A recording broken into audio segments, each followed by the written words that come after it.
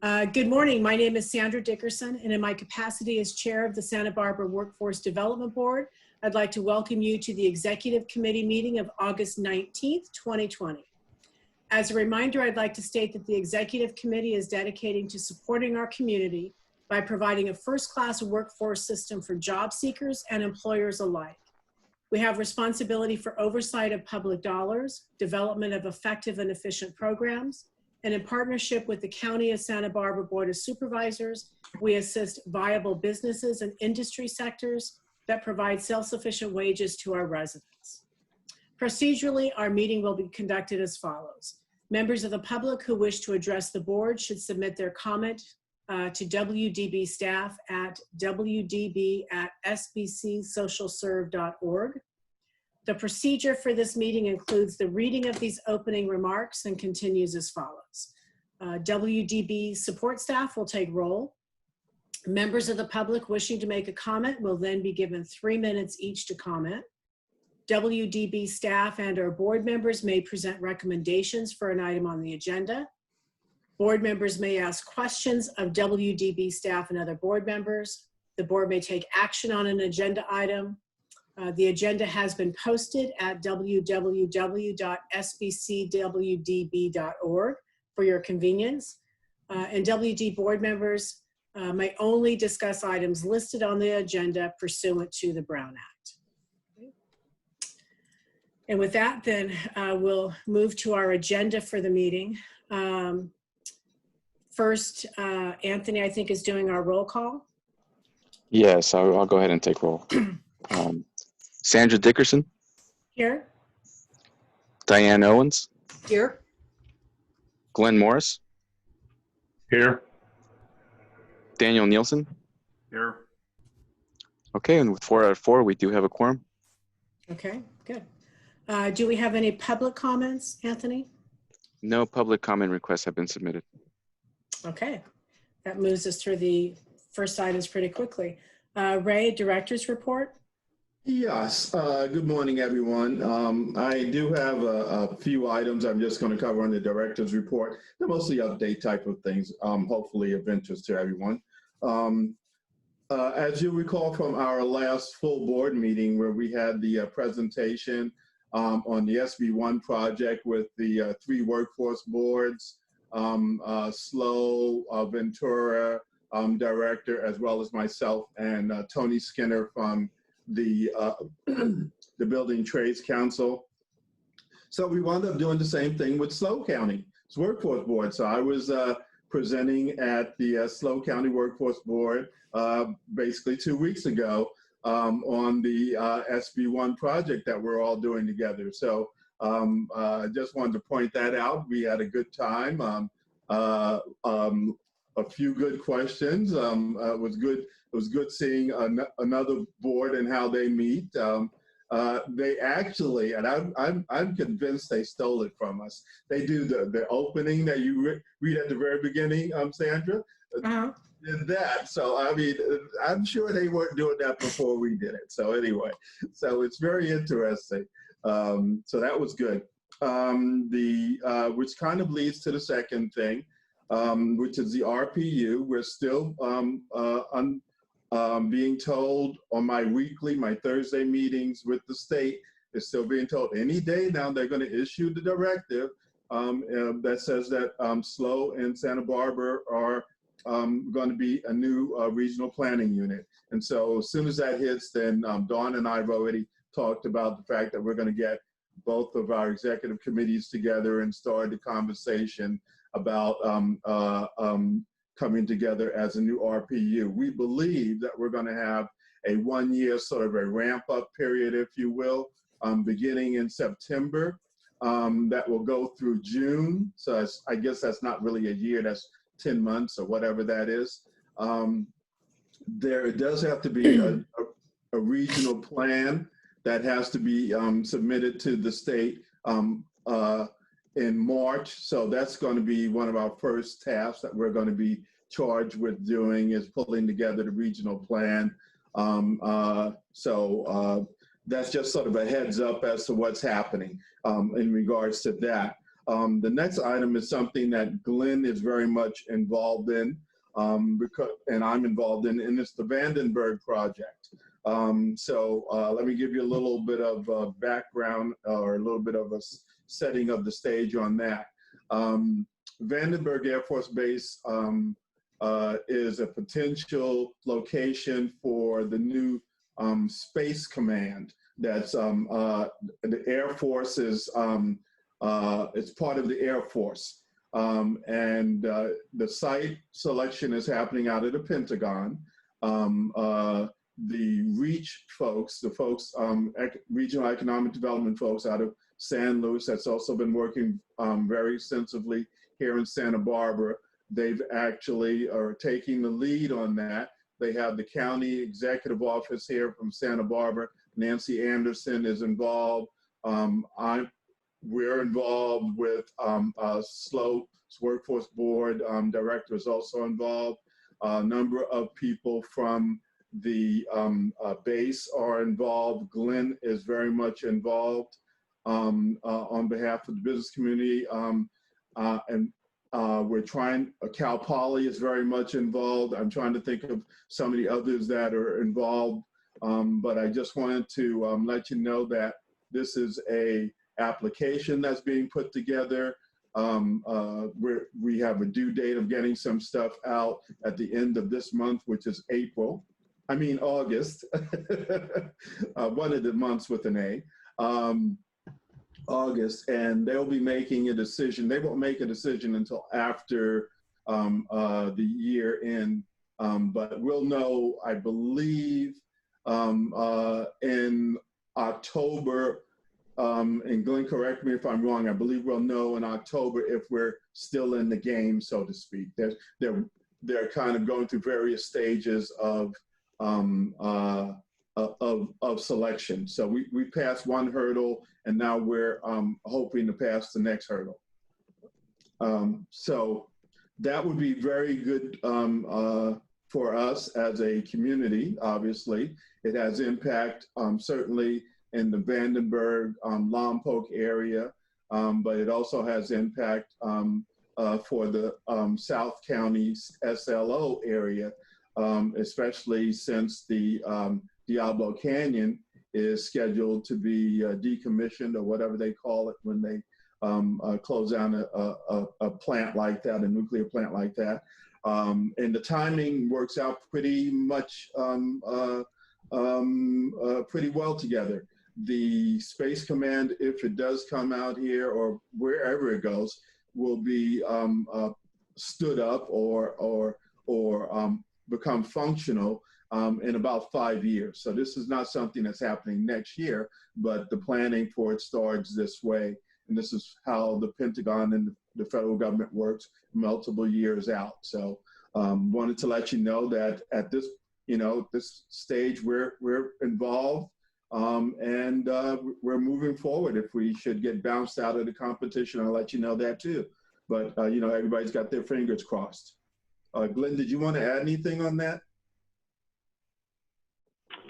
No, I think you covered the highlights. I think the finalist list, I think they call it a candidate list, will come out in November. It is November. Okay, good. Okay, so and then the very last thing that I want to mention on the director's report was something I hope that we would be able to demo for you, but now we're going to demo it for you in September. We're going to have a new website, guys. We are, trust me, we will have a new website. I had a demo last week and it wasn't quite ready for prime time, but it is a great improvement over what we have already. And it's going to be something that I think we'll all be proud of. So looking forward to that. So that's the end of my director's report. Good. Thank you very much, Ray. So who's doing the website? Did you outsource that? Just curious, or the county folks are actually doing it for us. Okay. We're providing content and things like that. And that's where we are now, basically, is kind of the content migration and how we move from one hot button to the next, that sort of stuff. Anthony is very much involved in it. Alma is very much the lead on that because it falls underneath her being our outreach person. Good, okay. Next, any reorganization to the agenda? No, not really. Okay. Then next we have the approval of our minutes from our June 10th meeting. And those were attached for everyone to review ahead of time. So we would need a motion to approve the minutes. I'll move So to moved. approve the minutes. Okay, let's, I think Diane spoke first, so let's do that. And we need a second. Glenn? Okay. All in favor? Aye. Aye. Any opposed? Okay, so the minutes are approved. Ray, we can jump into then our new business. We have first the performance negotiations. Yeah, I wanted to bring this to this committee, even though we have a performance committee. I think that this committee is so involved and really represents the full workforce board.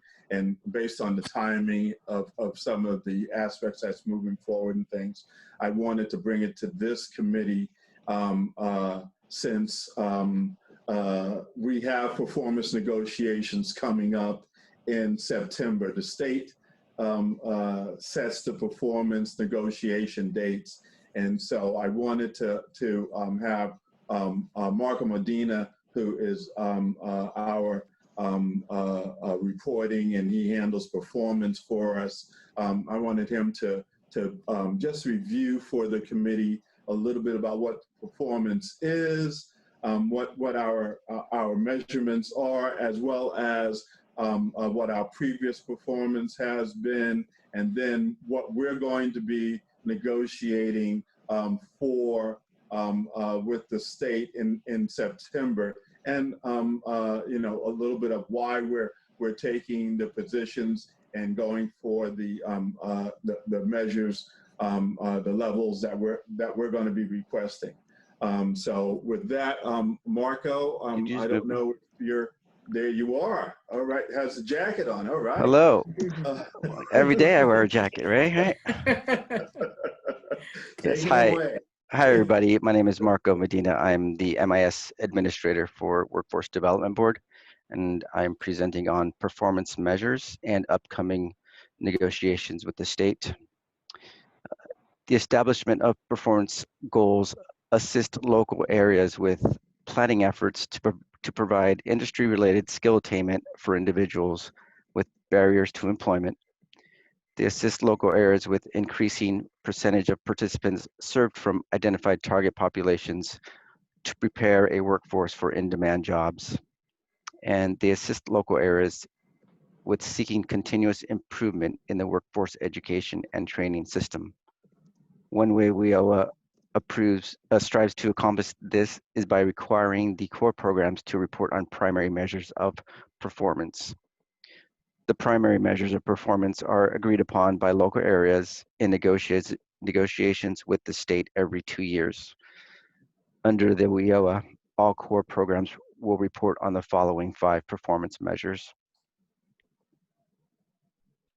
There we go. For adult and dislocated worker, we have employment rate and retention in unsubsidized employment. They are measured at Q2 after exit and Q4 after exit. We measure median earnings, which is defined as the numerical value in the middle that separates the higher half from the lower half of earnings. And these are measured in Q2 after exit only. We also measure credential attainment, and this is the percentage of participants who obtain a recognized credential or secondary diploma during participation or within 1 year after program exit. And lastly, we have measurable skills gain, which is the percentage of participants in education leading to credential or employment during program year, achieving measurable gains. And these are measured in real time or the program year. For our youth program, they mirror the adult and dislocated, with the exception of including education and training for the first two measures here. So for these first two, they're measured at Q2 after exit and Q4. Median earnings are the same as adult, likewise for credential and measurable skills gain. I wanted to show some examples of the credential attainment types that these are recognized post-secondary credentials. You can just take a look at those. And the following screen, I did want to note a couple that may be expected to be recognized credentials, but they are not. These are the OSHA, any Microsoft Office, customer service and or general office competency awards. Those are not recognized by the state as credentials. CPR is not identified either. Next. And also I wanted to include examples of measurable skill gains, which are education and training progressions based upon real-time or program year. You can just take a quick look at those.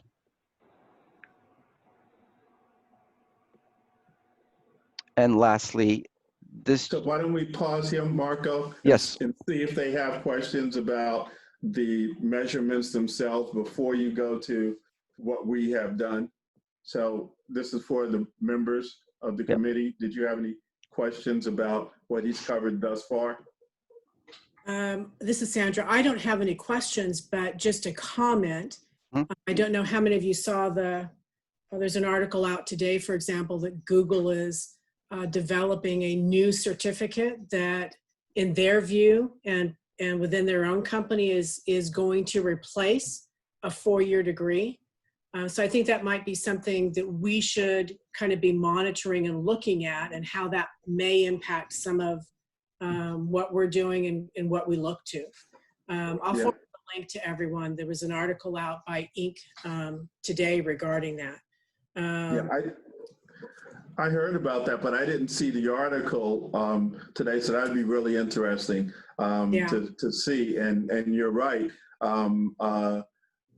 The state does have some leeway in determining credentials and certain things of that nature. So we might be able to impress upon them to include things like the Google thing. Okay. Yeah, I'll forward the link to everybody. Okay.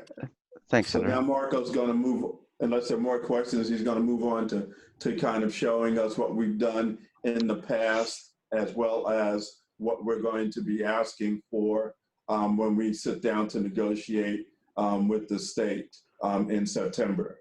Okay, so this slide shows our historical performance in preparation for upcoming local area negotiations with the state.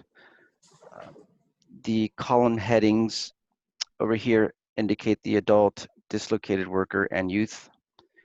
And as we move across the top left to right, the shades of green show our actual performance for program years 17, 18, and 19. And just to clarify, our program year runs July 1st through June 30th of the following year. So this is our actual performance, and the shades of yellow show our previous negotiated performance goals for program year 18 and 19. The blue column here is the state level negotiated goals with Department of Labor. The dark green is our local area proposed goals for program years 2021, and the gray describes our reasoning for our proposed levels of performance. I wanted to look at the adult employment rate captured at second quarter after exit for program year 18 and 19 here. Given that our final negotiated goals were 64% and 66%, as you can see when you compare them with our actual, that we've consistently exceeded our performance by quite a lot. So 84%, given our goal was 64, it's great. And then for 2019, we're at 82% and our goal was 66%.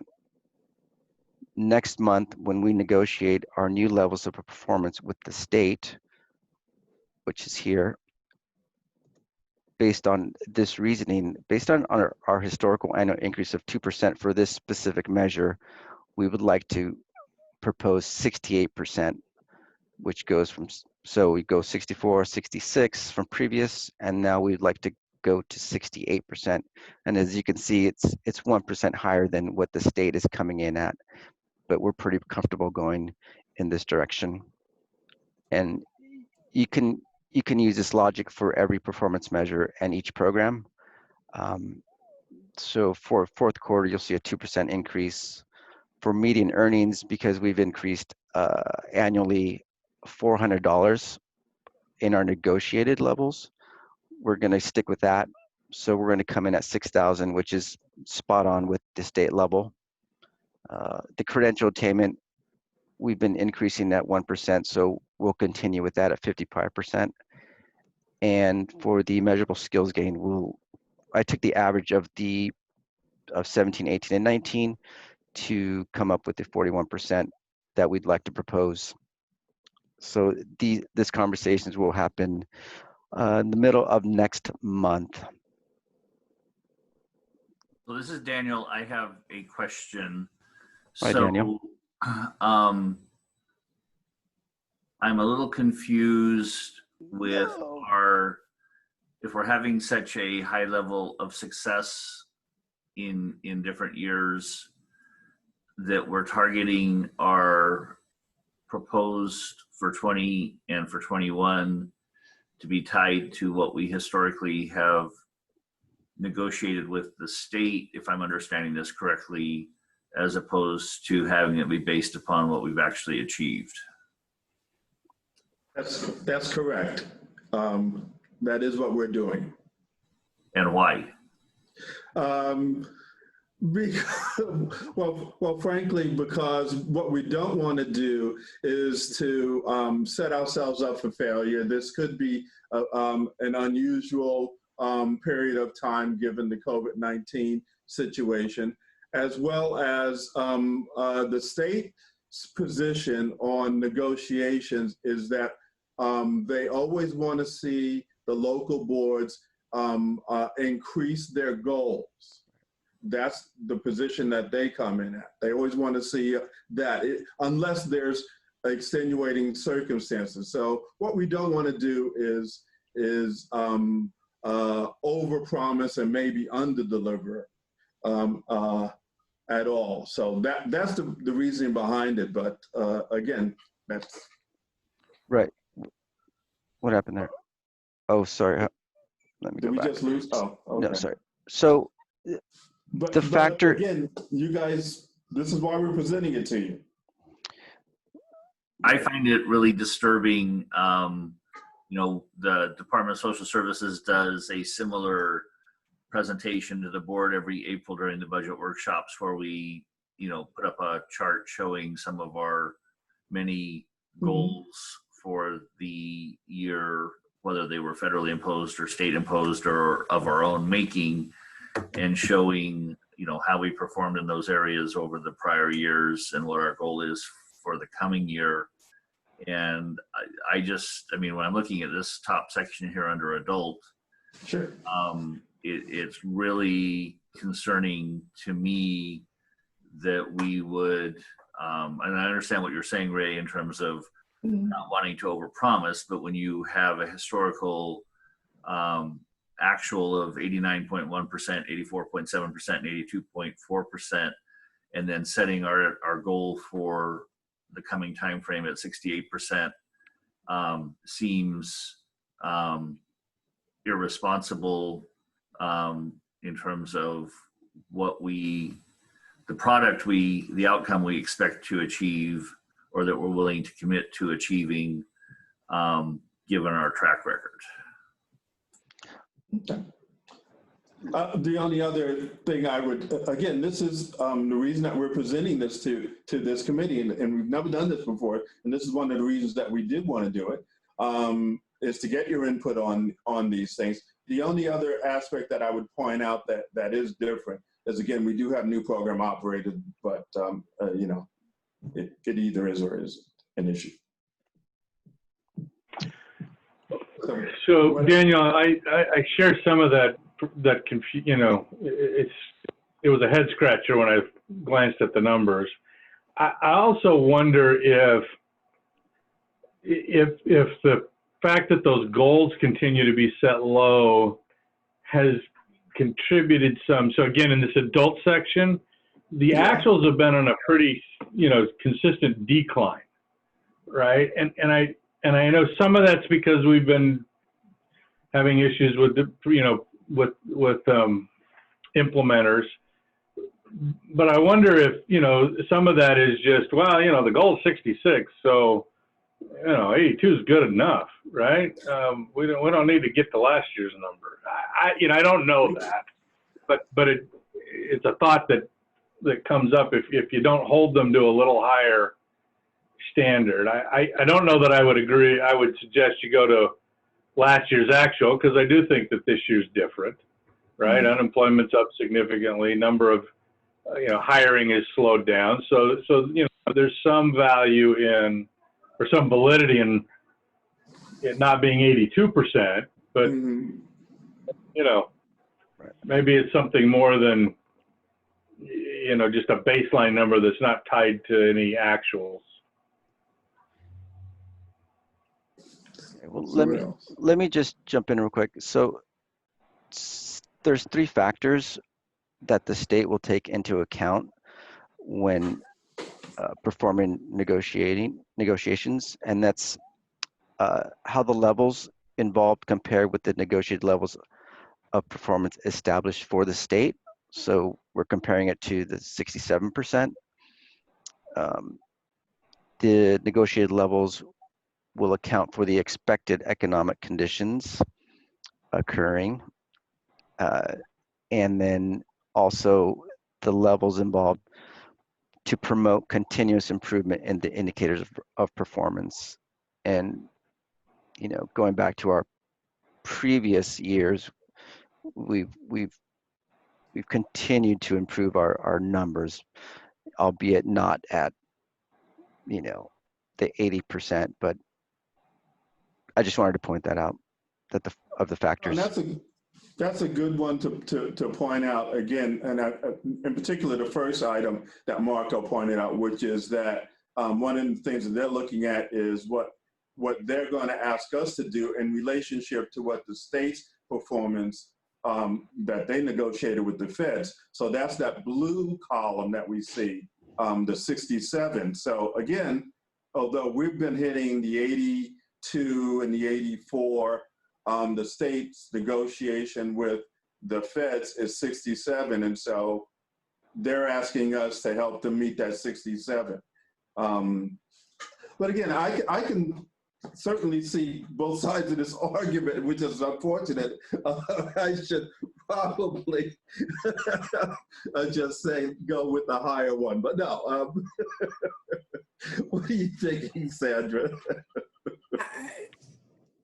I agree with the comments, and I'm not sure we should just jump to the higher, but maybe, you know, we do something in between, because I do think that if we set our expectation too low, you know, mm-hmm. we end up lowering our overall performance, and we certainly mm-hmm. want to keep pushing it up into those 80% numbers that we've been achieving.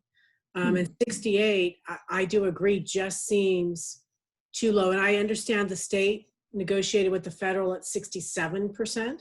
Mm-hmm. But we've demonstrated a multi-year ability to achieve better than that. And I think that should just be what our goal is. You know, and again, at least somewhere in there. I don't know what Daniel and Glenn think about, you know, kind of at least splitting it. So maybe we're pushing for a Difference. minimum of at least 75%. But I do think that it Well, needs to be 68. you know, Sandra, just, you know, and again, some of this is just pulling numbers, right? But Right. unemployment rate today is what, somewhere around 15%? Well, that's the true In one, that, although it's, you know, a year ago it was below 5, right? yeah, it was like 2%. So, you know, the unemployment rate has gone up 10 basis points.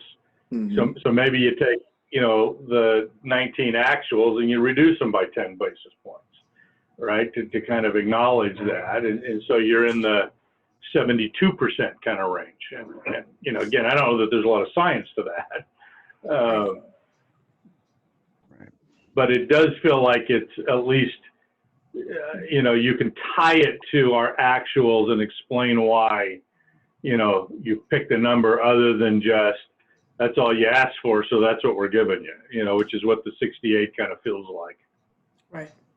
The other reality related to the 68 is that when a state negotiates with the Fed for some sort of number like that, and I deal with this all the time in my child welfare and adult programs and in my eligibility programs, you know, they're doing that, the state's doing that with the expectation of there being a range within the state that clumped together gets them there. And if the counties that are exceeding the 67% don't continue to make effort to do that, then, you know, I mean, because in the state's mind, they're not thinking that every workforce area is going to come in at 67%. They're thinking they're going to have some in the 80s and some that are going to be in the 50s. And we need to play our role not only for the benefit of our local people, but in collaboration with the state. We need to play our role of achieving what we can achieve. Yeah, there is, to speak to what Daniel's point was about there being obviously across the state, different workforce boards making up the state's achieving its goal. The joke or the common knowledge in the workforce arena is that if LA City and LA County don't meet the goals, that nobody else will. The state will not meet it, even if Santa Barbara has 100% of our goal. It's not going to help the state. It is LA City and LA County that's going to help the state achieve its goal. So the state is committed to the continuous improvement notion for each board. So even if the board isn't really helping them meet their goals, they want to see continuous improvement by that board. And at the same time, they recognize that the smaller boards like ours isn't going to really, you know, make or break their commitment to the federal government. So that's a little bit speaking towards that. You know, kind of my thinking about this, and again, the reason I'm bringing it to you is because you're really representing the board, and obviously I don't have a chance to go to the full board and get input, and maybe that would be kind of confusing anyway, probably a little bit too messy. So I do want to, you know, take what you're saying and kind of move in that direction. At the same time, I also know at the very beginning of our meetings, Sandra always says in partnership with the County of Santa Barbara. And so I'm kind of looking to Daniel to see what he's thinking in regards to that. And he pointed out the fact that at budget hearings, and I'm sitting there with him most of the time, he's answering questions about performance, and various board members, board of supervisor members are more into it than others. And so I want to be respectful and sensitive to what he may be asked also. So that's why I'm kind of trying to balance out this conversation and hope that you guys help me get to where I need to be.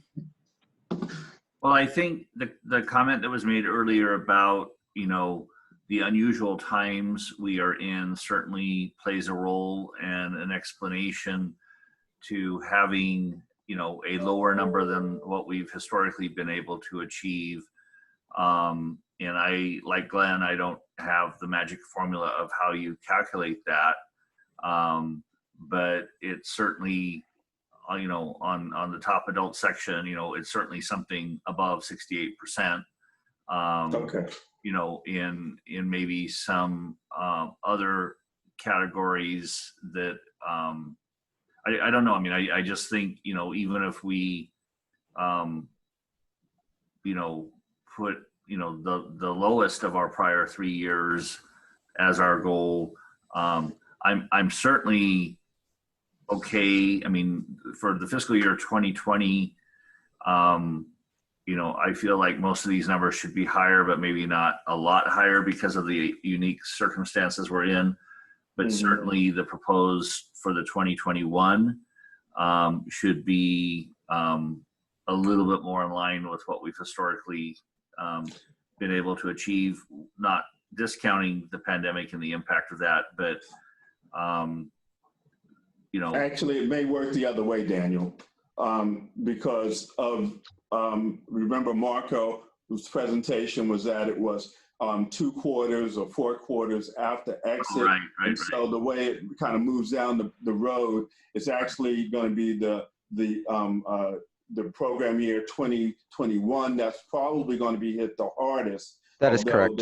There will be some impact on us in the 20-year the program year 2020, but 2021 is going to be the harder hit. I will attempt to make this my final comment on the topic, and then I'll attempt to shut up. I have a very hard time doing that, but to me, having the proposed numbers be something based upon our prior actuals and then discounting for the realities of the pandemic and the impact of that makes a lot more sense. And something, I mean, we need to be able to articulate, to me, articulating a number and saying this is based upon our prior 3-year actuals, and then reducing based upon current circumstances and in this certain sort of way makes a lot more sense and is a lot more respectable, and demonstrates us being a lot more thoughtful and engaged than picking something that's a percentage or 2 higher than what the state goal is. Okay. And I'll add to that. I think we're also, in my view, when I look at this, we're not looking at just the adult first line, second quarter after exit, but we've done the same thing on the dislocated worker second quarter after exit.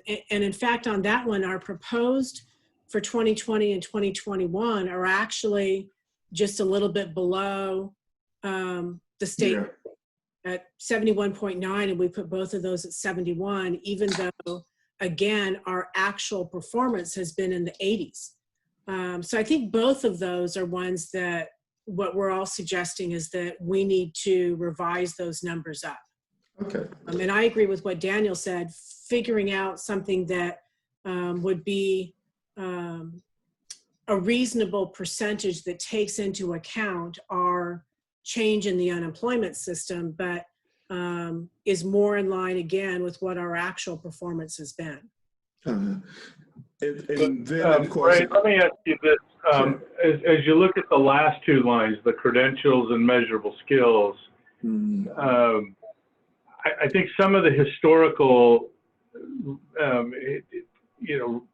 experience has been that when unemployment goes up, people go back to school or try to get additional credential, so I almost think those trend lines would work in opposition, right? So while it might make sense to reduce the unemployment rate benchmark against actual, credential attainment might be a number that needs to go up, right? Because you would expect that more people in the system, if they're not working, if they're not able to find employment, then I would assume your operators are pushing them into credentialing programs, to make productive use of their time. Does that hold true, or what's your thinking there?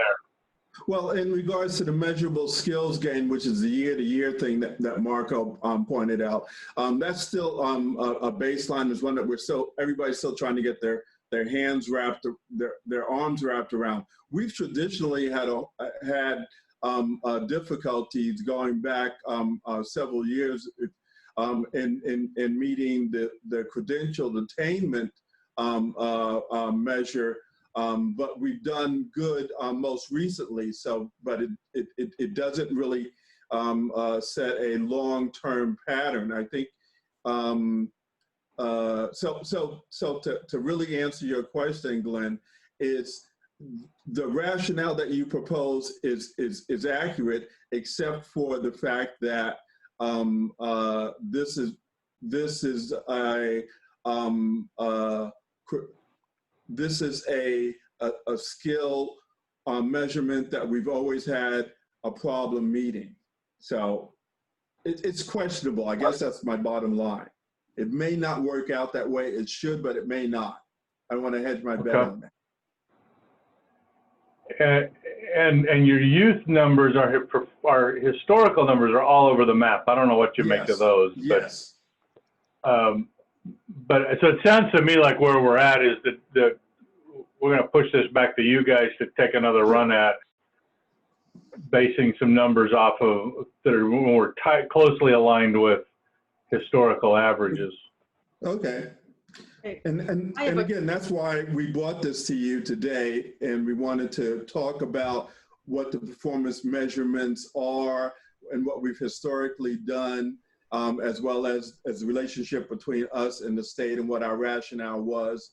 And we felt that we wanted to propose just the increase over the previous years, but taking into account the actuals is another methodology that we thought about, and we'll go back and we'll recrunch it and come up with our proposal to the state based on that. The state will be happy because it's going to be higher. Yep. I have a question before we move on. This is Diane. There she is. What do, I think one of the reasons that we're talking about raising the proposed percentage is that then the contractors will have to work harder, right, to get to that. But what does the state give us a bonus if we make that? Or does the state not care? And if don't beat us up if we make it. It's kind of you don't get beat up, Diane. They don't give us a bonus for anything. I'm sorry. Okay. Just wanted to be sure. I wish. That would be nice. And to your point, Diane, about the operators having to work harder, I think that the foundation of what Daniel and also Glenn is saying is that they actually aren't, because we've been able to make it in the past. So that's kind of been their rationale for us raising it a little bit. Okay. But, but it doesn't hurt to have it lower. And then if we make more, it's okay, right? Yeah, and that's kind of where I was going when we came in. Right. So, well, I can see where you're coming. Under promise and over deliver was what I was doing. I was doing the opposite. I was doing the under promise and over deliver. Right. And now what we're going to be doing is that we're getting close to what we normally do, and we'll have to make sure that we continue to stay on that plane. Okay. Well, I'm just questioning if that's good. Okay. So Diane prompted me to have to say something more. Okay. So Sorry about that. From my perspective, considering how all of this is funded and our responsibility to maximize the benefit and the outcome of those dollars being spent, we have an obligation to have serious goals that we then hold our contractors to performing on. If you look down under youth and you look at employment rate of 66%, and that's a 2% increase off of the negotiated number of 64%, but the actual achieved in 19 was 70%.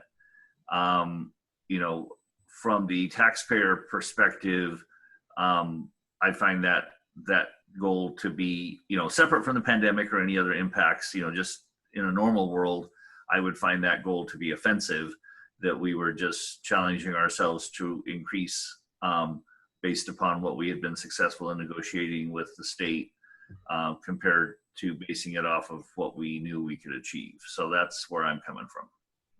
Okay. And by the way, just for everyone's sake, because we can't see this, but Anthony, are you there? Anthony? Yes, I am. We do have other people on this call, don't we?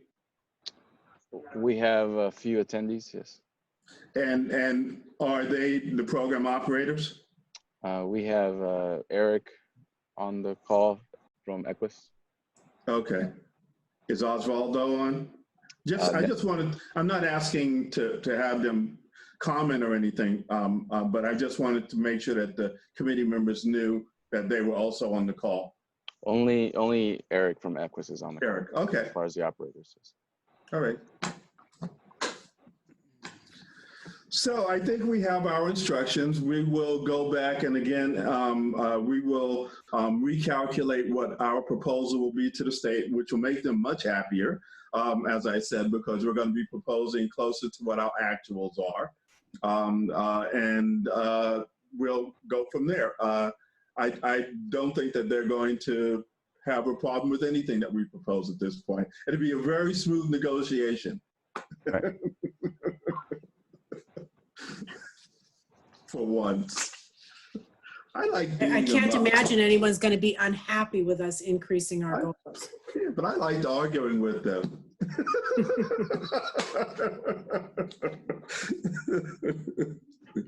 Okay. See if they would fold. So thank you, everybody. Yeah, thank you you. very much, Marco. This is Marco's first presentation to the board, so we'll have to have you do this more often, Marco. You got it. Okay. Next item. Oh, okay. Did you just want me? I'll do an intro and then I'm going to turn it over to Linda Hillman. This is the item, it's listed as COVID-19 issued protocols at AJCC. As everybody who's in business is aware, certainly, you know, we've been hit with this pandemic and businesses are struggling on how to reopen and as well as additional concerns having to do with people being who are customers as well as employees and all of that. So the state, of course, put out certain guidelines in regards to what the AJCCs, meaning the one-stops, need to do.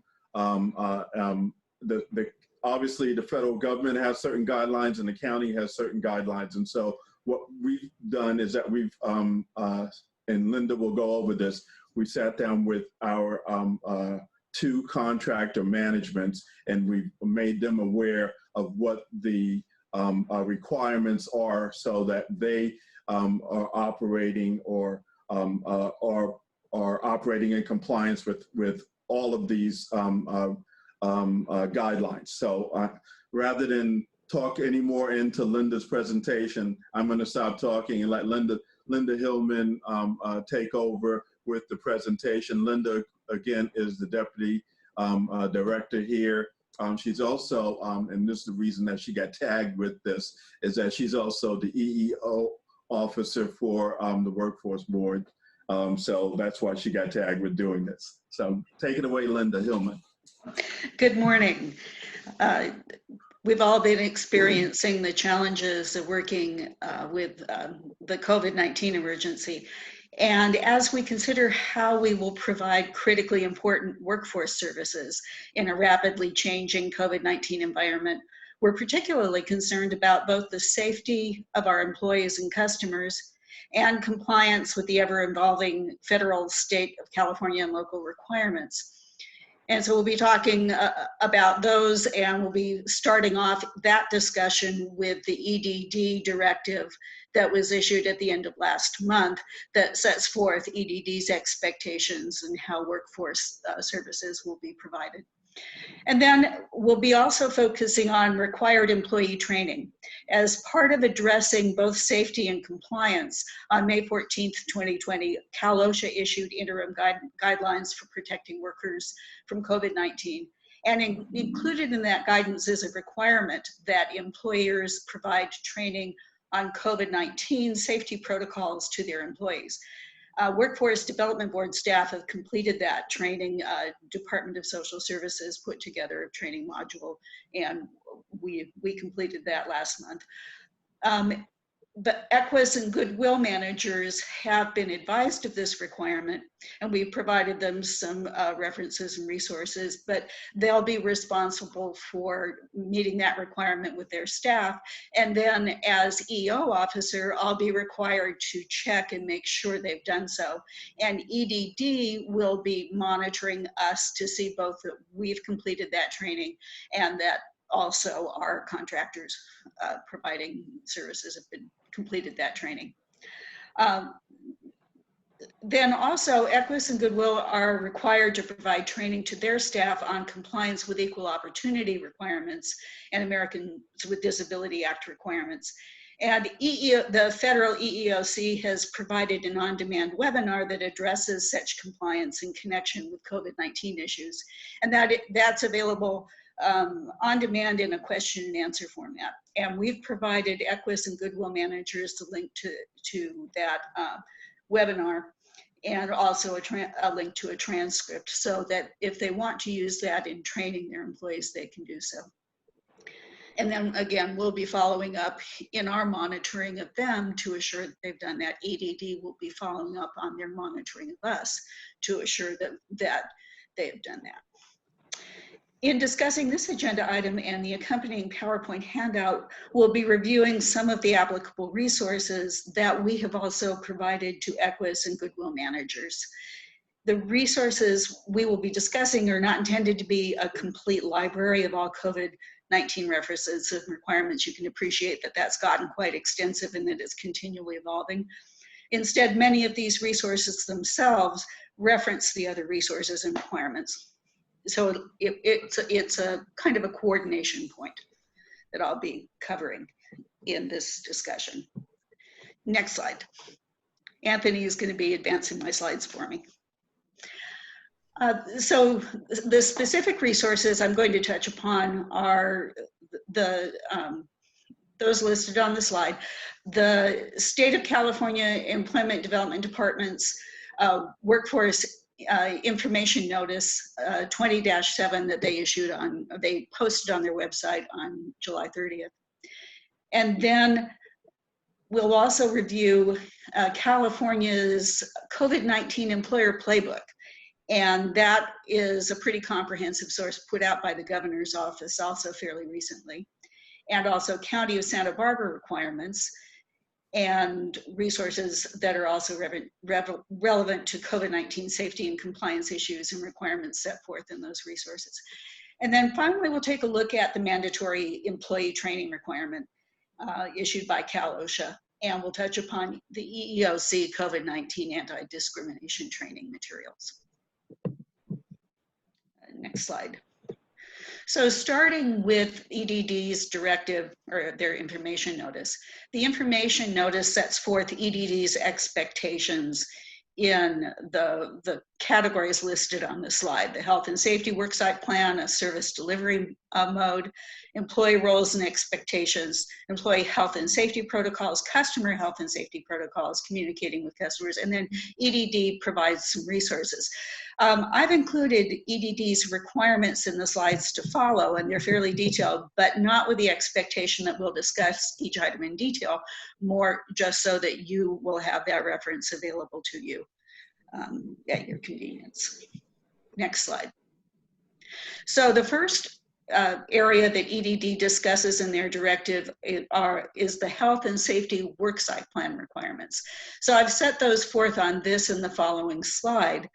And their EDD's health and safety plan, EDD is requiring a health and safety plan for each physical location that we operate out of.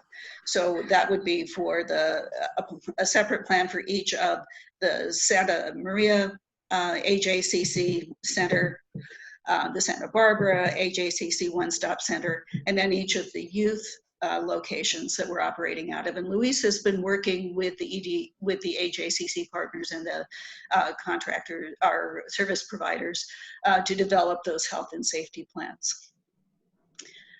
And then, and that goes on for, as I mentioned, 2 slides, very detailed plans, pretty much drawing upon the requirements set forth by the governor's office, requirements set forth by the Centers for Disease Control, the California Department of Public Health, and also also referencing the need for coordination and compliance with local health department requirements. So we can move forward to the next slide.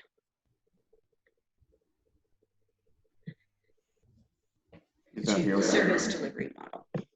So in the service delivery model, EDD specifies the services that we have to continue to deliver: the labor exchange services, the WIOA Title I adult and dislocated worker and youth services, and the outtake, intake, and referral, and employment insurance information and assistance, the things that are customarily done out of a comprehensive one-stop in coordination with EDD.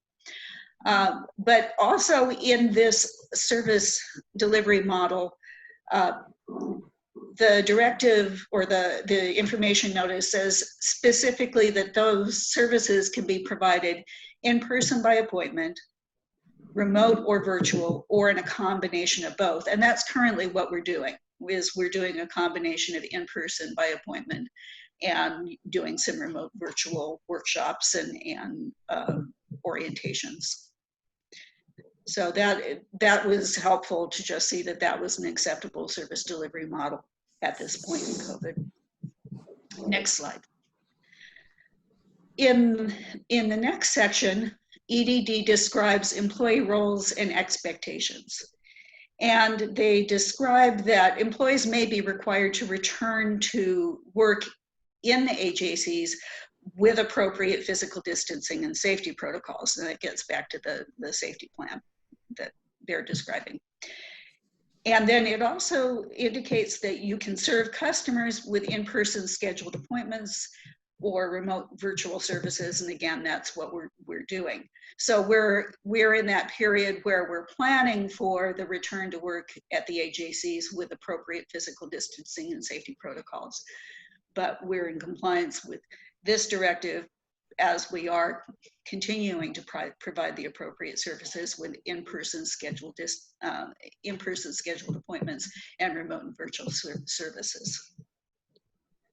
So on to the next requirement, the employee health and safety protocols, and these are fairly extensive. They're tracking along with the requirements of federal, state, and local authorities. For example, the California Department of Health requirement for face coverings, and in the directive there's a link to that requirement. And another example is the requirement for employee self-screening with a link to the federal CDC symptom guidelines. So each of these requirements is set forth to get us to make sure that we're complying in the employee health and safety protocols with the applicable federal and state requirements. And this section is fairly detailed, and I've provided all of these requirements for your convenience on this slide and the slide that follows. And so Anthony, we can advance through this one to the next topic.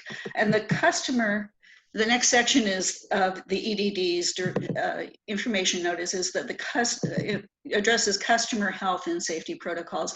And these are fairly similar to the employee health and safety protocols.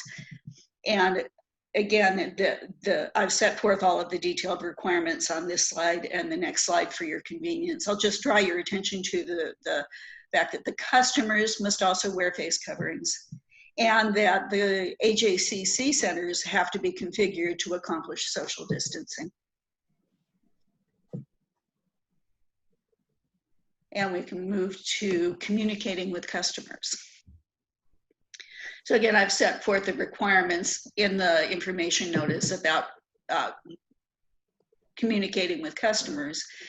And one thing that jumped out to me is that you have the requirement to inform customers about safety protocols when they're being scheduled for in-person services, that you don't want them showing up at the door not knowing.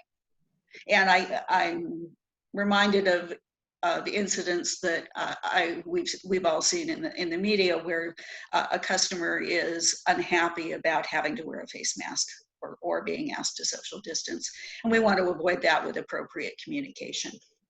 So again, all these communication requirements are set forth in detail to keep the center in compliance and to protect the customers, and also with the expectation that the customer relationships are going to be managed appropriately to facilitate that kind of the safety and compliance.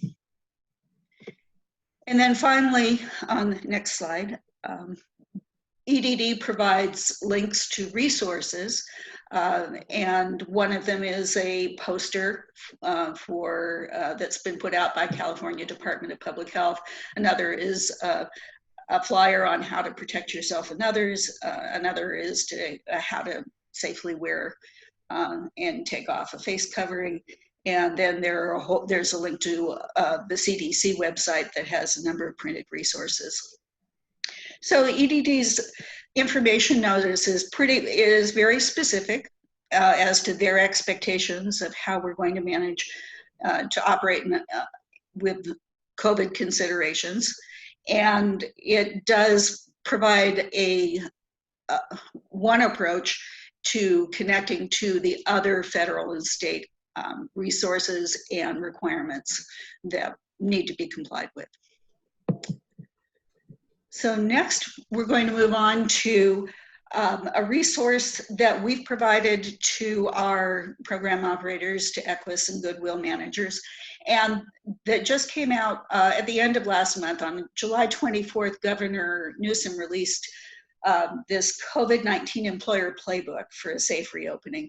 And it again is a good reference source, pulling together from various federal and state requirements the operating safety protocols and needs and compliance issues that an employer needs to be aware of and compliant with in reopening.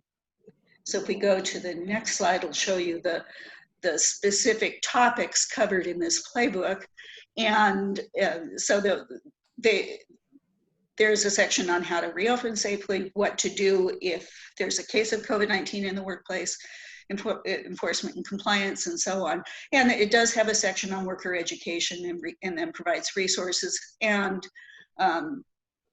contacts and then case studies. So it's a very comprehensive resource. It has links to the other agencies that have issued guidance or regulations or requirements.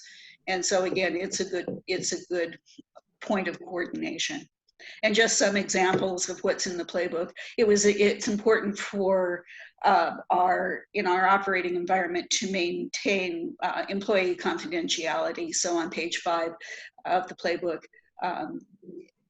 there's a quote and a link to the EEOC requirement that employers make every effort to maintain confidentiality of workers suspected or confirmed with suspected or confirmed COVID infection. And then page 7 references the CDC return to work guidance.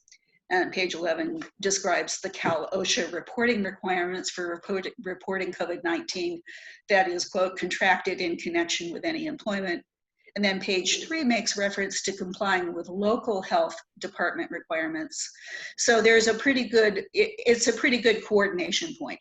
It helps focus the employer on the various needs without having to go to all of the different websites and figure it out themselves. And then next page. In our County of Santa Barbara Public Health Department website, there is also guidance for business and agency operations.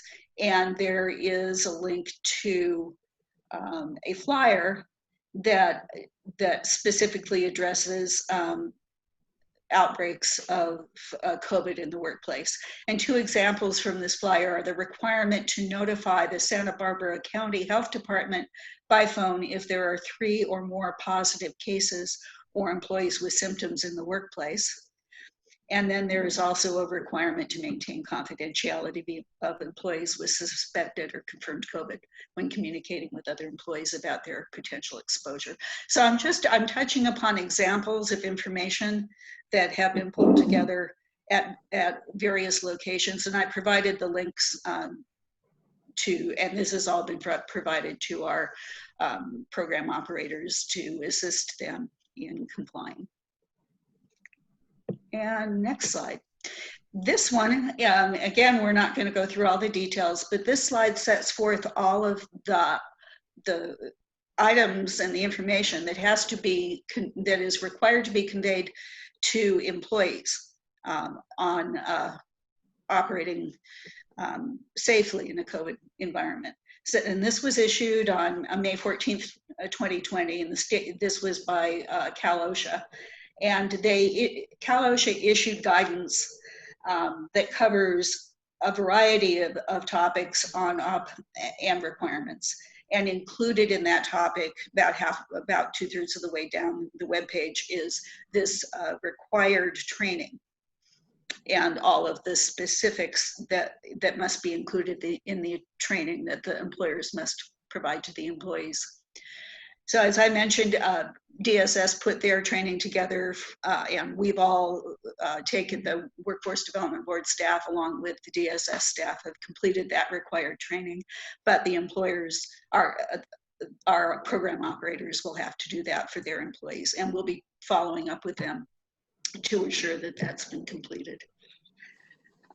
Next page, there is ClearLaw Institute has provided a fairly low cost training module that's online, on demand, and that is being continuously updated because as we can all appreciate, the regulations change fairly rapidly in this environment.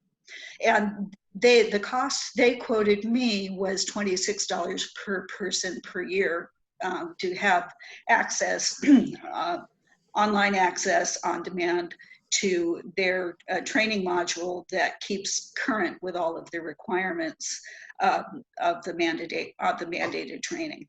So I did a free trial and just checked it out, and I made this resource. I provided access to the resource and provided the links to our program operators. They don't have to use this. They can do design the training for themselves the way that DSS did for us, or they may want to take a look at it. I'm not endorsing it, but it is a resource that's available and fairly reasonably priced. And then next page talks about, this is the Equal Employment Opportunity Commission in March of 2020 fairly quickly realized that COVID was going to raise, operating in a COVID-19 environment was going to raise a whole lot of questions about complying with anti-discrimination laws. So they put together a question and answer format webinar that they've made available on demand, and I provided the link. In their webinar with their slides, they only showed the question and then they spoke the answer. There's a transcript that shows in print, in writing, both the question and the answer, and I provided the link, and that's also been provided to our program operator management. Again, they don't have to use this. They can do this kind of training on their own, but EDD will be looking to see that their staff and Workforce Development Board staff have been trained on this. And if we go to the next page, you can see the topics that they cover. They're fairly comprehensive in what they've covered in that webinar. And that takes us through the operating considerations and requirements that EDD set forth, some of the other resources to coordinate, and then the training requirements that are currently in effect. And again, we've we've accomplished some of those for Workforce Development Board staff. We've done some of that training, and we're in the process of working with the operators and developing the safety protocols and complying with the EDD information notice.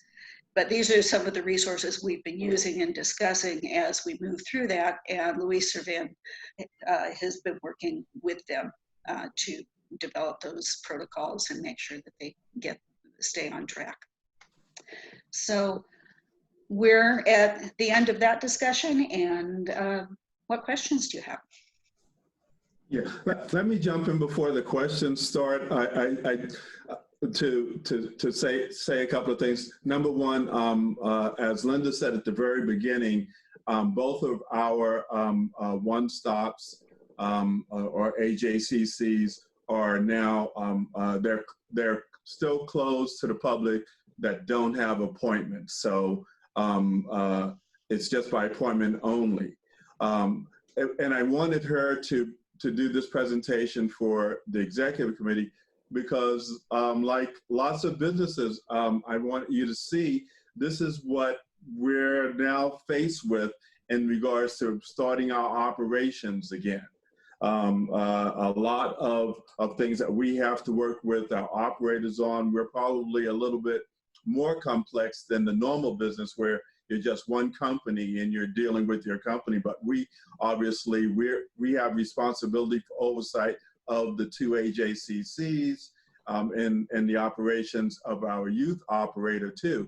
And so all of these things, the state, the references to the federal government, as well as the county government requirements are all things that we have to take into account as we're moving forward and making sure that we're operating safely and in a healthy environment and abiding by all of the guidance that we're getting. And we're getting guidance from the state quite frequently.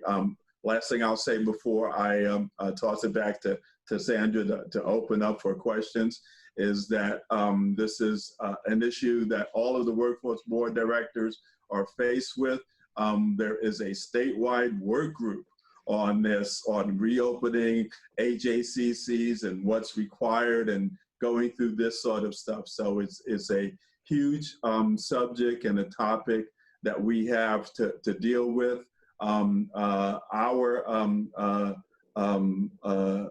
Here in Santa Barbara, in order to reopen our one-stops and have the safe distancing and things of that nature, we've already kind of done assessments on what that's going to take. We're forwarding it through the proper channels here within the county. So with that, I'm going to stop and see what you guys have questions, thoughts. Has this turned you off to? Are there any questions or comments from anyone? Ray, this is Glenn. Just a quick note. You know, as I think back to the Hallmark of Excellence stuff that we've been working through, there were a number of task points there that dealt with the physical environment, right, of the 2 centers. That's that correct. Needed some tweaking, right, whether it was signage or, you know, ADA compliance, that sort of thing. ADA compliance. Yeah. So I guess my hope is that in this period of time when the centers have had much reduced to no foot traffic, that some of that punch list has been knocked off, right? Is that as you're thinking about rearranging the lobby to accommodate COVID requirements, that we're using that as an opportunity to knock off some of the other things that were on our to-do list. Has that kind of been helpful? They do coincide. Yeah, they do overlap and they do mesh. You're correct, Glenn. Not in all cases, but in many cases they do. So other thoughts? I don't have any additional thoughts. I mean, Okay. what Linda went through is essentially what even every small business is developing, and a lot of the same resources that we're all looking at on how to ensure compliance with reopening our businesses. So, you know, as I said, it's all the same links that many of us have already been looking at. So no surprises. Yeah, I would point out again, there are certain responsibilities for making the workplace social distancing. Some things that Glenn and I were just talking about. Remember, the Ortega Street AJCC is a state-owned building, and so they're responsible for ensuring those safety measures are implemented and taken care of, whereas the one in Santa Maria is the county's responsibility. Adds just another nice little layer of complexity to it, because they're two different organizations basically having to be responsible for it. Again, I think I've said this before, if I had to guess, I would guess that we're probably going to open up in Santa Maria before we'll open up in Santa Barbara. But we don't have dates for either at this point. Just the speed of which things can occur, I'm thinking that we're probably the county's going to be a lot quicker than the state. So without any disrespect to the statement on that at all. Okay. So Ray, I think we're ready to move to the discussion of program next year. Yeah, I'm putting this on our agenda, the executive committee, for this meeting and the next meeting also, because I think it's a good time to talk about for however long we need to, or for whatever direction we need to, in regards to our program, our primary program. But let me start off, first of all, by pointing out again that last week we had a Workforce Programs Launch Fest that we did, the Workforce Board, as well as our partners. And this is for our grant programs. And so we had people who are going to be operating all of our grant programs were online together. And it was open to the public, so that the public could actually hear about some of our programs. In fact, this is a very rare occasion, so I have a copy right here on my desk. The Santa Barbara News Press actually covered it and gave us a really good write-up. So I was really, really pleased. And last Sunday's the News Press, it says, webinar offers tips to replenish workforce. And so then it was a very complimentary article. And we'll have that, if it's not already, it'll be on our website. And that was a very good event. I want to compliment the team, Luisa's team in particular, for pulling that together and getting everybody together on that. That was the event in which I was supposed to do the opening remarks in my computer at home. I was off the end of last week, but I was trying to do the welcome from home, and my audio just didn't work. So that was that event. But I did want to start off by, again, mentioning that. As you're all aware, we have three basic program buckets, is what I'm calling them. And the first bucket is our basic WIOA funding and programs. That's the adult programs, that's the dislocated, and that's the youth program, as well as the employer service program that we do, which is rapid response and outreach to employers. That's one bucket, and I'll come back to that in a second. The second one is all the grants that we get, and those are things like our veterans grant, like our youth disabled summer program grant, all of those grants, and that was part of that event that we just had last week.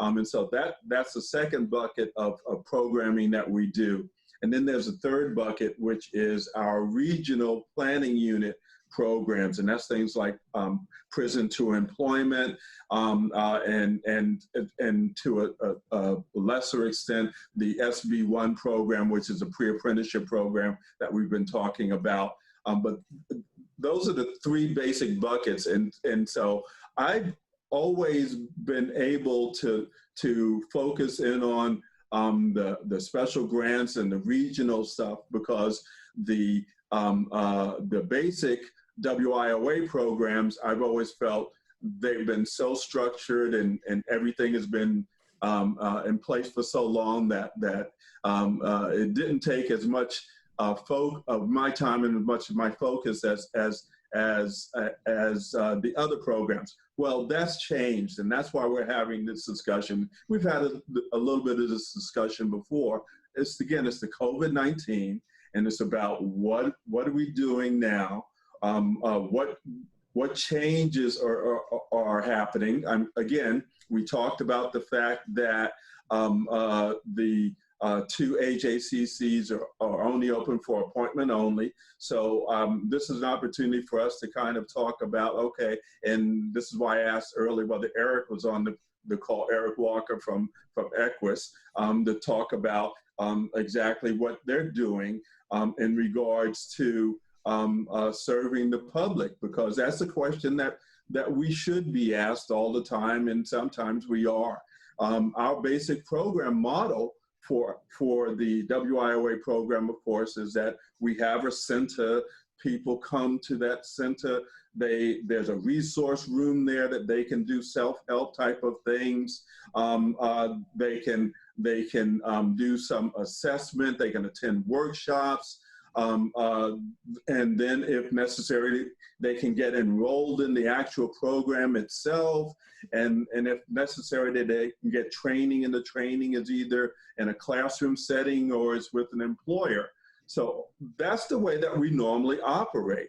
But right now, some of that's not really available. So again, it's always good to check in. And that's why I say, you know, this month and next month, I kind of want to have that check-in point and see if let this committee know exactly what we're doing to serve our participants, since our normal flow and our normal process really isn't something that we can do right now. So with that, I kind of want to just open it up to Eric to say whatever he wants to say. And so, Anthony, if you can enable Eric's audio. Eric, I hope you're still on there. And then also Luis may have some ideas and some thoughts that he wants to share, and we can talk a little bit about the temporary job model as opposed to a focusing on getting people permanent jobs. And we had that discussion at this committee a little bit before also. So I'm going to stop talking and see what you're thinking, Eric. You're on mute. There we go. Can you hear me? Yes, we can now. Okay. You may hear some background noise. They're doing some work here at AJCC here in Santa Maria. So if there's some background noise that comes in, sorry about that. That's okay. But let me talk a little bit about what's going on right now as far as at the centers. We are doing virtual services currently. Orientations, for example, are happening in South County every Tuesday virtually through Zoom. And the same thing is happening in North County virtually through Zoom. Orientations are happening. Individuals will get a link to the Zoom site and attend through Zoom. We are also doing weekly virtual workshops that are happening every Wednesday. There'll be a topic and we'll have a facilitator facilitate that topic. Today it's on CalJobs. It happens on Wednesday as well. Today's how to navigate the CalJobs system. So we have that. And Peter from the WDB sends out the the flyer to invite folks to attend that workshop that happens weekly. So those workshops are continuing that you were talking about, Ray. So people okay. and can attend those. As far as individuals enrolling in the WIOA program, we do meet with them one-on-one when they don't have access to a computer.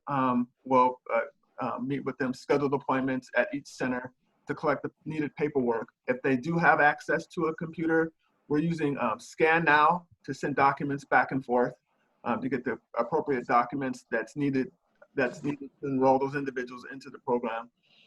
And the individuals that are enrolling in the program, a lot of individuals are going into ITA trainings. There's a lot of schools that are offering now, as you can imagine, online training. So there's a number of folks that are enrolling in those online trainings that we're putting them into currently right now. With those individuals, that was when Glenn talked about that earlier. Folks going back to school during the situation that we have right now with COVID. I shook my head and said yes. That we are seeing more and more people enrolling in training programs currently. So those are the services that we're providing now. A lot of, like I mentioned, things either via email, phone, Zoom, Scan Now, as virtual services are happening daily with folks. And we have, by the way, Ray, we have last week, we have started doing outreach. We have a new flyer that we put together, and we started doing outreach in the community in North County to help with enrollments. And we're going to start that process beginning of next month in South County, doing some outreach as well. Yeah, Eric, I was going to ask you about that. I know that you finished the previous program year, the one that ended June 30th, pretty much on target for enrollments. Have you seen sort of a dip either in the enrollments? And again, it's expected, but I'm just trying to get a sense of that. And then secondarily, in regards to workshops, have you, the same basic question, are we getting the same number of people in workshops? Are we having the same amount of workshops or what? I'm just trying to get a sense. Yeah, oh, no problem, no problem. Yes, I'll go to your first question about enrollments. Yes, we have seen a dip in enrollments, as you can probably imagine. Just we don't have the foot traffic coming into the centers. Right. At this time. We were, and we still, as we do orientations, one of the things that we've been doing on the Zoom virtual orientations is some of that traffic we were getting it's been because of word of mouth. Tell your, if you have a family member in that situation or friend, let them know. But that traffic, as far as word of mouth, has kind of slowed down a little bit. So we have had less folks as far as those orientations, and also the virtual workshops we've had. They've been smaller, being virtual right now, just getting the word out to people as opposed to people walking in the door and giving them that information and attending workshops. That is correct. We've seen a decrease in both. Yeah. So that's just sort of a little note to kind of make to ourselves as to, well, maybe there's something more that we can do as far as outreach and that sort of stuff. There's also, I just thought of this as you were talking, Eric. I know that, and Luis, correct me if I'm wrong, but I know that Lompoc is often feeling isolated from our services sometimes. And I just want to know, is there anything that we're doing special out there? Oh, and then secondarily, does Lompoc, Luis, as I think they used to have, public Wi-Fi or internet access or something? So if you could, that's one question. Is there public access to internet in Lompoc? And then secondarily, kind of what are we doing in regards to serving the Lompoc folks? I can just talk to just briefly about that, and Luis, okay. Yeah. Was we have spent some time. It was last week in Lompoc doing outreach in the community of Lompoc, and Friday we will be spending some time. We just got access to the base, so we'll be spending some time out on the base, getting some information out, doing some outreach at Vandenberg this Friday. Okay, great. So I can talk to that. The rest, I'll turn that part over to Luis. Yeah, so with Eric, he has a staff that spends time in Lompoc doing outreaching. With Goodwill, as we all know, they have the youth center, which is very comprehensive youth center. So they provide a lot of those services. As far as the Wi-Fi, I'm not sure. I do live in Lompoc. I'm not sure about the free Wi-Fi. I know it's come up in some of our meetings about how to be able to provide assistance to job seekers that might not have that available. It's part of the discussion that we've been having. Asked that question, and I don't know the answer. Yeah, so, and as an FYI, one of the special projects that we have, the COVID-19 Special Supported Services Funds, That's part of what it's supposed to cover. It's supposed to cover the technology that participants might need to be able to connect for the program. And I know Eric and I have had many conversations about that. We've inquired with with Verizon and AT&T about some remote Wi-Fi boxes, and as we can imagine, there's a huge demand currently for that. But that's part of the discussion that Eric and I have had about, providing additional assistance to job seekers, especially in areas where internet might not be easily available. Yeah. Okay. Good. Questions from board members? So, Ray, one more thing. Oh, yeah. So, one of the things that we wanted to throw out there to the committee was in regards to the program elements. So I know at the last meeting we talked about the possibility of exploring transitional jobs in the public sector. That's something that we could definitely do. We had a transitional jobs program a year and a half ago, which we focus on industry sectors. We focus on individuals that had or have had no employment history. The transitional jobs model, it's work experience for adults. That's a component that we could explore. Right now, a lot of our main components, program components, are available contingent upon business being open. So our OJTs, for example, are available only if the business community are actually taking participants. Work experience the same way. With transitional jobs, it's going to be almost the same thing, right? But we can focus on the public sector. For ITAs, one of the factors that has really affected us with COVID-19 is that the schools had to move from a traditional in-classroom type of training to online training. So that really required us to really communicate with our community colleges to try to get as many programs into our eligible training providers list, online programs, so that our participants had that available to them. So when COVID-19 started a few months ago, that was one of our initial first steps. Is let's get in touch with community colleges, because we historically have had difficulty having training providers on our list and that were available to our participants.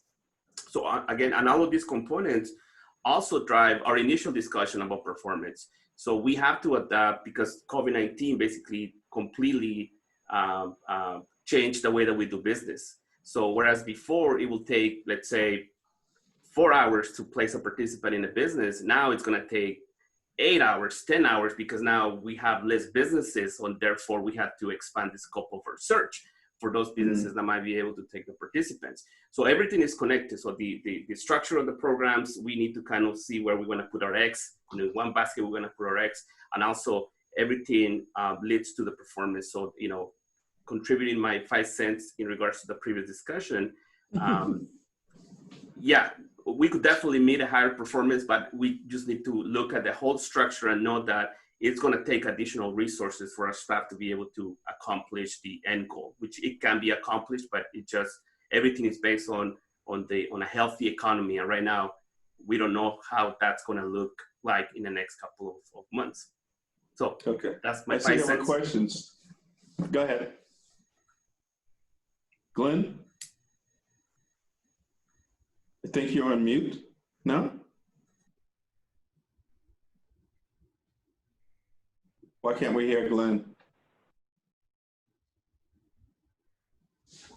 Anthony, do we know what's going on with Glenn's? I'm not sure. He's on. He's not on mute.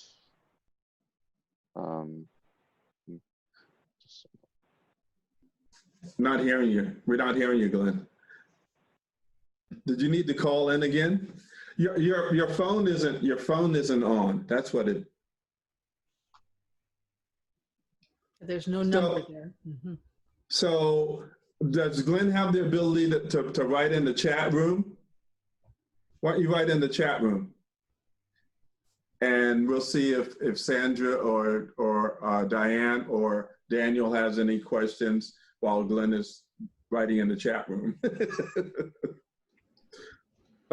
Yeah, I don't have any questions.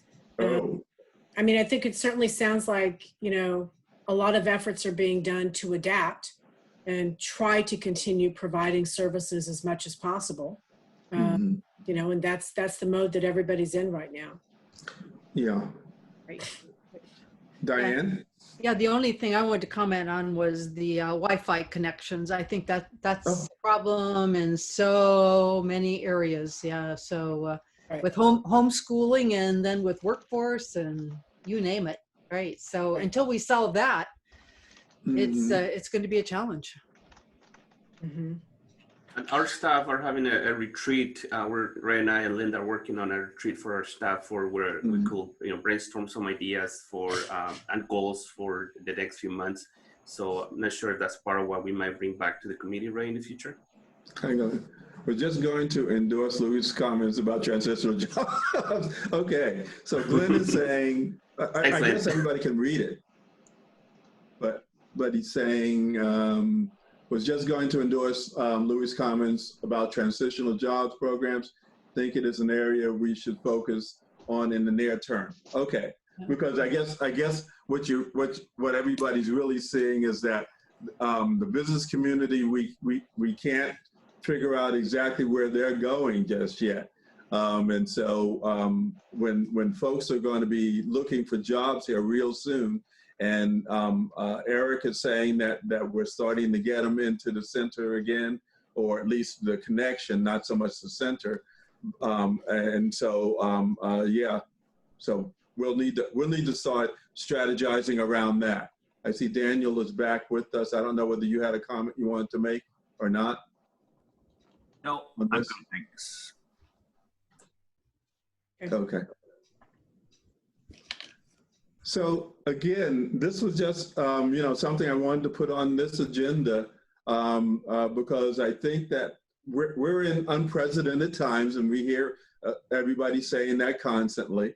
But when we're in unprecedented times like we are, we probably need to check in a little bit more often on what we're doing, and so that we can make whatever adjustments we have to make, or at least be aware of adjustments that are being made as soon as possible.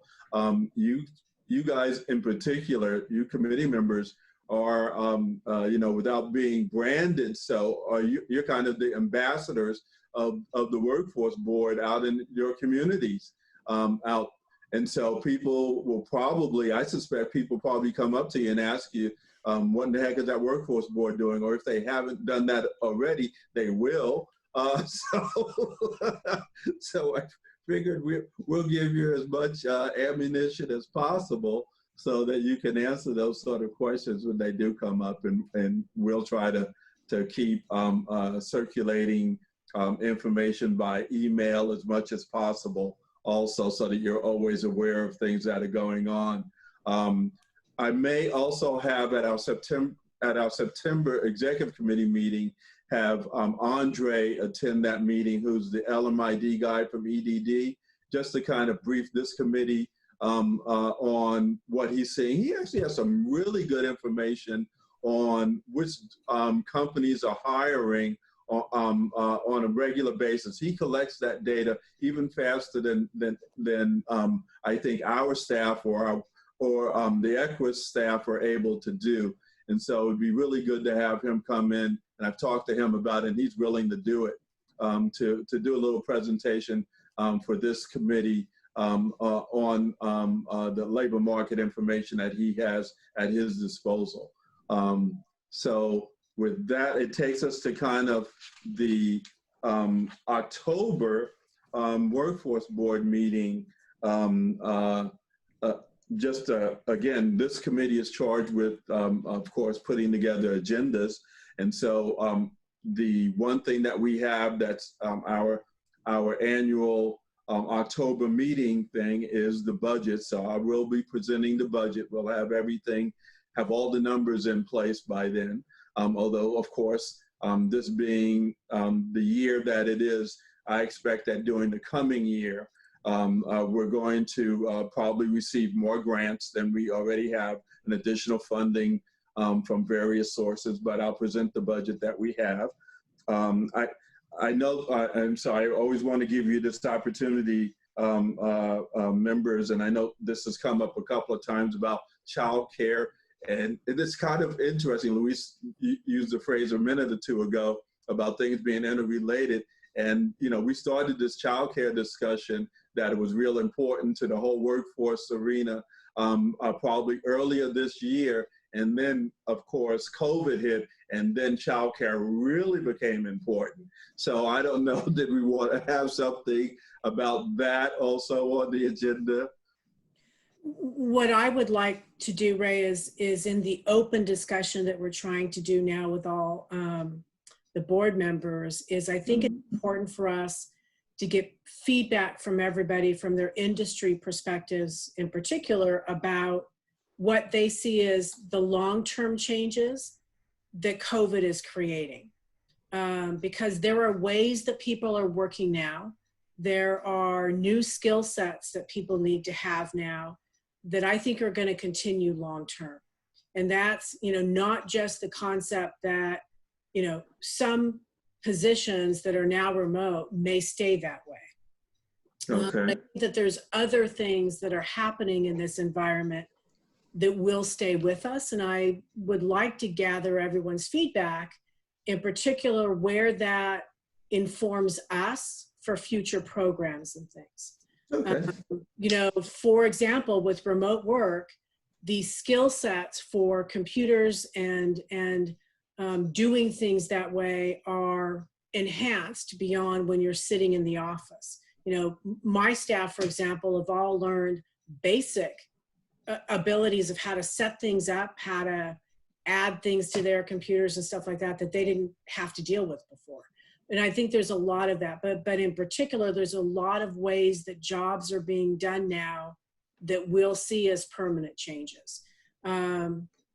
Absolutely, the childcare that, it was prescient. We started that discussion prior to COVID.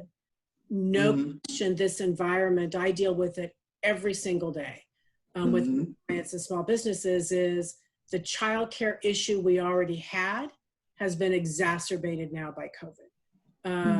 So it really, I think, brings to the forefront how critical it is to develop more of those services and small businesses really throughout this area. But I think there's a lot more than that we can gain from a lot of our members and their feedback at that meeting.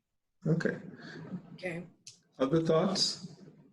Glenn, Daniel, Diane? Okay.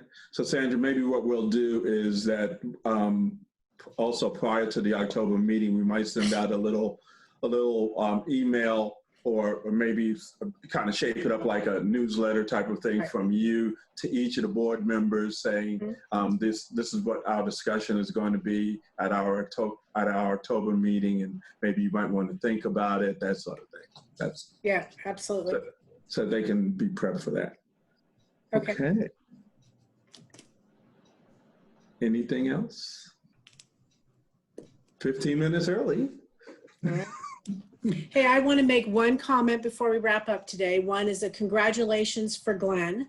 As the Pacific Coast Business Times, he's receiving the award tomorrow for Small Business Advocate, which I think we are very, very well deserved by Glenn. And if you haven't seen those links, the awards ceremony is tomorrow, right about noon. So congratulations, Glenn. That was congratulations. Very, very well earned. I was glad to see you receive that. So yeah, kudos to Glenn. So yes. Glenn, now you're taking vows and things. Are you going to be in your office this afternoon? I do want to call you about something. Yes. Okay, I'll call you. Yeah. Good. Okay. That's it. Anything else, anybody? Any other comments? No. Okay. Thank you all. And I think we're adjourned. Thank you, everyone. All right.